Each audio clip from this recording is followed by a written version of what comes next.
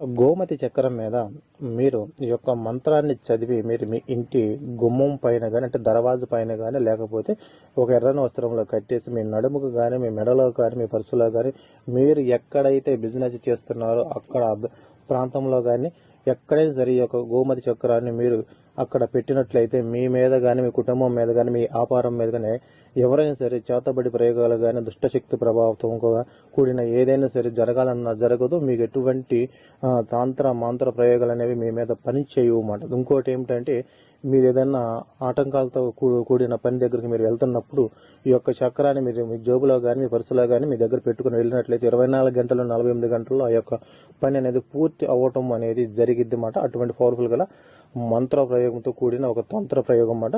అయితే మీరు చేయవలసింది ఏంటంటే ఒక మంచి రోజు చూసుకొని ఒక శుభ కార్యక్రమాన్ని మీ పూజా మందిరంలో ధూప దీప నైవేద్యాలను సమర్పించుకున్న తర్వాత ఒక రాగి ప్లేట్ మీద కానీ లేకపోతే ఒక ఎర్రని వస్త్రం మీద కానీ గోమతి చక్రాన్ని పెట్టి దానికి కొద్దిగా గంధం పూసి దాని మీద బొట్టు పెట్టేసి ఈ యొక్క మంత్రాన్ని మీరు పుష్పాలతో చక్కగా మీరు